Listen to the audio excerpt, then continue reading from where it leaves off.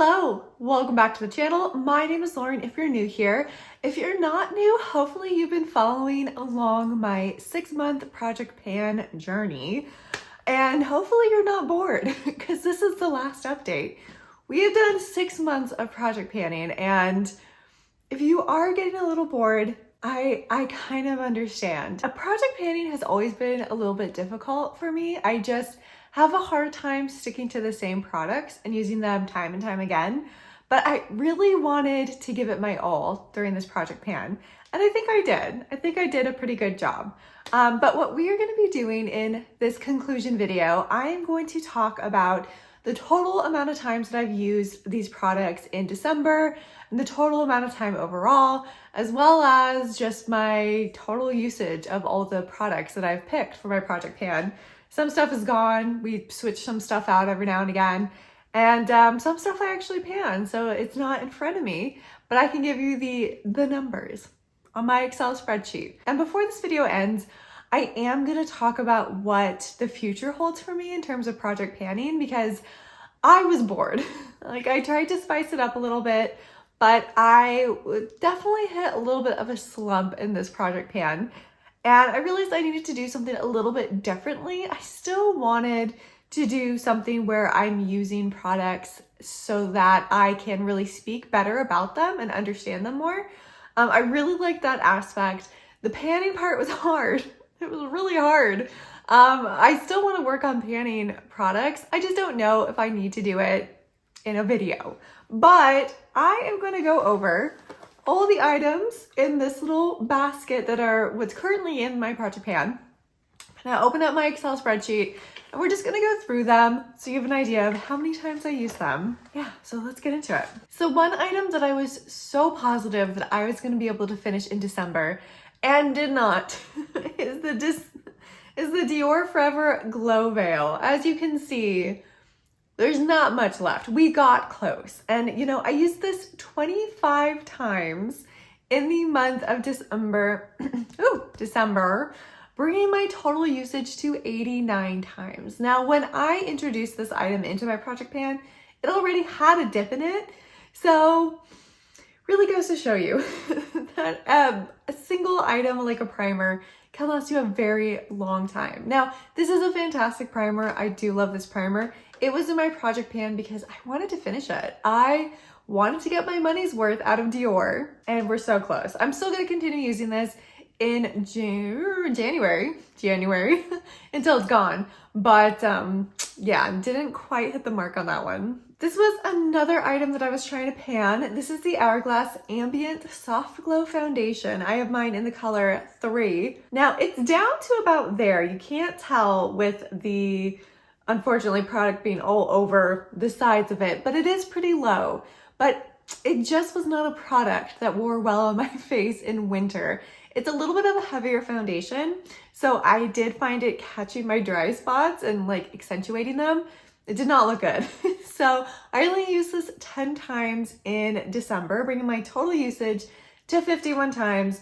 This is a product that I probably am going to put away for a little while until the weather starts warming up. That's just when thicker, heavier foundations work better for me. And then I'll bring it out again. It's a good foundation. It's just a little heavy for what I like. Now, a foundation that I switched in last minute in December was the NARS Radiant Foundation. I have mine in the color L2 Mont Blanc. And I've had this in my collection. I put it in my Project Pan so I could remind myself of how I felt about it because I had no idea. And it's a really good foundation, but this foundation also was catching on the dry parts of my skin. We spent a week in the snow and my skin freaked out. So definitely not cold weather friendly either, but also it's just, I don't think anything looks fantastic on my skin right now until it kind of rebalances itself. The Bobbi Brown Concealer, one of my favorite concealers of all time. I was trying to pan this and it's almost gone. This is another product I'm going to continue to use in January in hopes of finishing it. That's the goal. I actually used this 20 times in December, bringing my total usage to 83 times. So we really did give it our all, and we're still going to continue to do that. But it's just great coverage. I feel like it doesn't settle into any of my fine lines. Does a great job brightening and hydrating my under eyes. It's a great, great concealer. I'm ready to finish it, but it's still going. It's still got a little bit left. The other concealer that I had in my project pan was in there for testing purposes, and that was the Yummy Skin Lift and Flex Concealer by Myrick. This is in the color 4. Now, I only brought this into my project pan starting November, so I used it 3 times in December, bringing my total usage to 10 times. This, first of all, the color is just not perfect for me. It is a little too yellow for my skin tone, and it's a little heavier than what I like in a concealer. I like something that has coverage but isn't too heavy where it falls into my fine lines. If I go in really lightly with this concealer, it's okay, but I always forget go in too heavy. It's just, you know, it's just not my favorite. It really wasn't. It was partly the color, just partly it was not the formula that I want out of a concealer. So I will probably keep this in my collection for now, but during my next declutter, I don't know if I'll keep it. Setting powder. Okay, we have the Burberry, what is this? Beyond Wear Setting and Refining Powder in the color Fair. I used this 9 times in December, bringing my total usage to 30 times. It is a really good powder. It's a lot lighter than all of the loose powders that I typically reach for. It's very light. So I normally go in there with a poof and kind of just mix it in the corner. You can kind of see maybe where the indent is where I actually did some work on this setting powder. Very exciting. And this was in my project pan because I bought it, not really used it, not really had any idea of how I felt about it. So I wanted to use it and figure that out. And I do really like this. It's a much lighter setting powder than the other option that we had in the project pan, which is this one. And this is from Givenchy. And this is their Prism Libre Travel setting powder in Mousseline Pastel. And I really do like loose setting powders quite a bit. I just like the effect they give a little bit more. They're a little more mattifying. I only use powders in my T-zone, so I don't use a lot.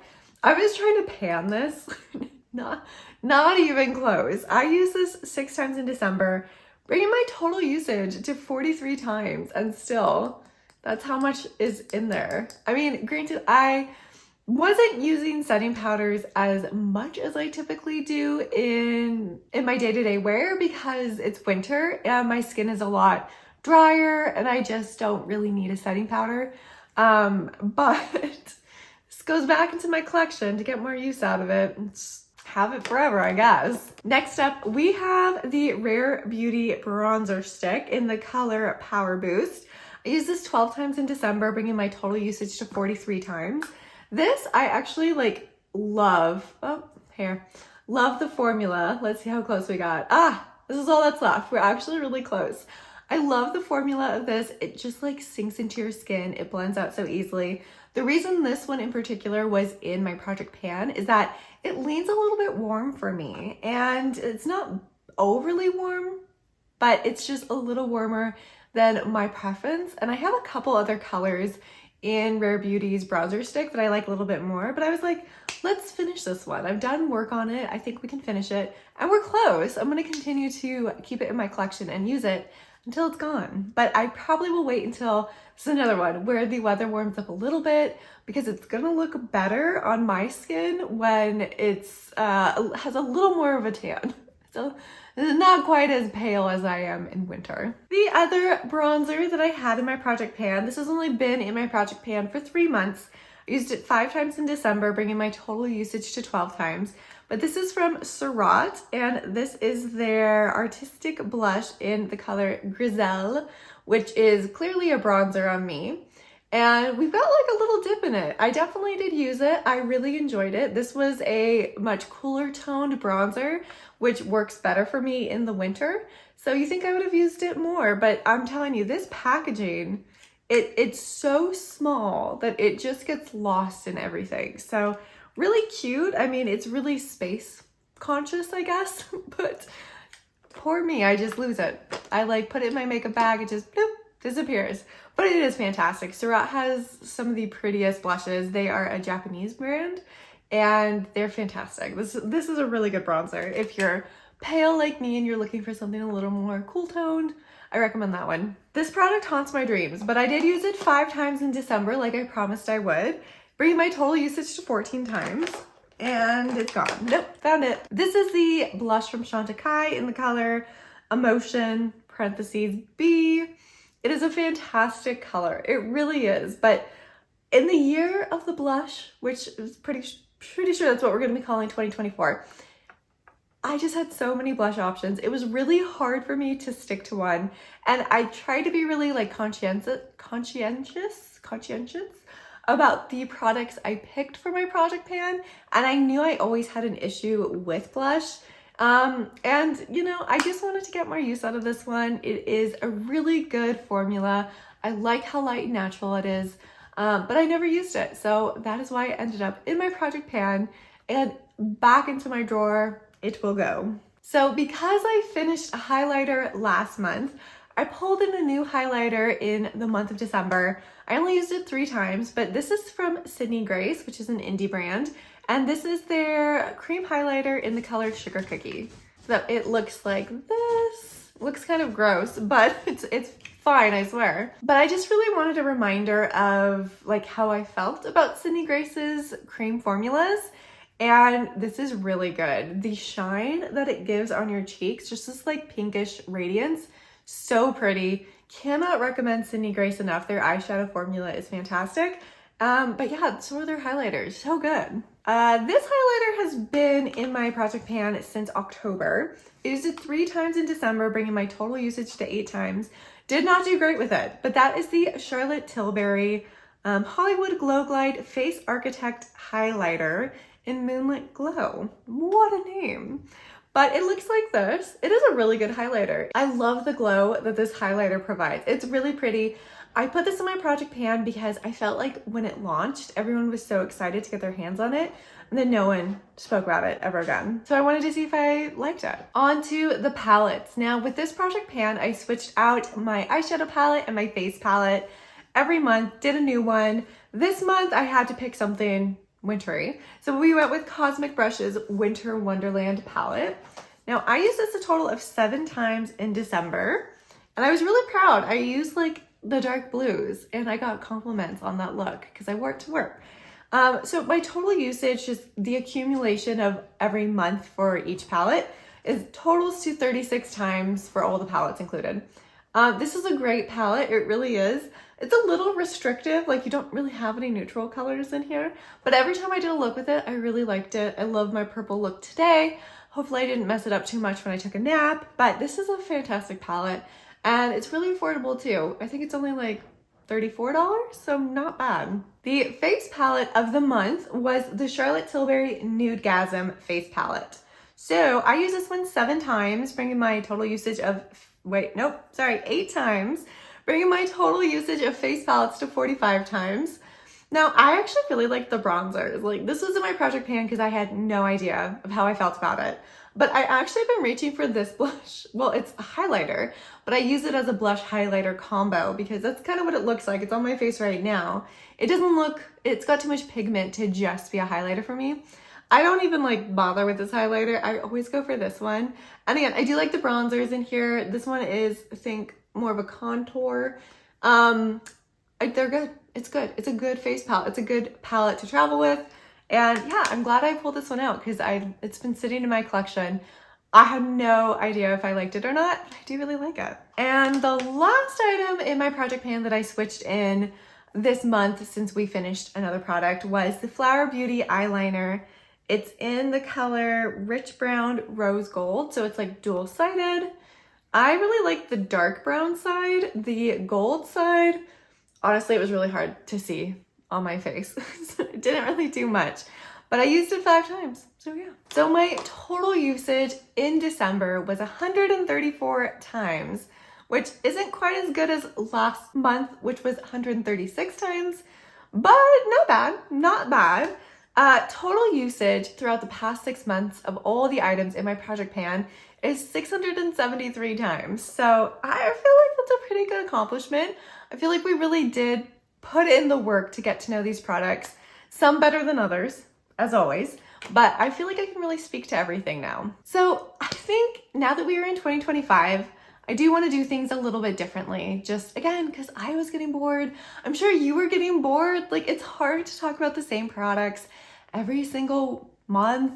So I think what I want to do, because I think my favorite part of this project pan was really including items that I didn't really remember if I liked them or not. I had no memory of them, but they were in my collection. I had paid money for them. And just like including them in my project pan made me get to know them better. So I think that's what I'm gonna do. So I think going forward, let me know what you think of this idea, is I will be pulling a bunch of random older products from my collection and doing in-depth reviews of them every month, and then switching them out every month for new products. I'm not gonna keep track of my usage like this project pan. The goal is not to pan the product. The goal is really to understand the product and tell you if I would recommend it, or tell you if it sucks, or tell you if, I don't know, it might work for you, but not for me. Who knows, right? Who knows? But I've just really been enjoying discovering kind of the older products that are in my collection and like falling back in love with them. So I think that's what 2025 is gonna hold for us. That's what I will be focusing on, retrying older products, getting to know them better. But I would love to hear from you if you think that's a good idea, if that's something you want to see. I also think this will kind of help me fight my consumerism habits, over-consumerism habits. I like things, but I want to use my things. And I think this is a good way for me to use my things. So that is what's happening in 2025. So I hope you'll join me for future videos about testing older products. And I hope you enjoyed this video. I hope you enjoyed this project pan. Let me know down below if you are still doing a project pan, if you're having issues, if you have a different idea for a project pan. I would love to hear it. And I will see you all later. Bye.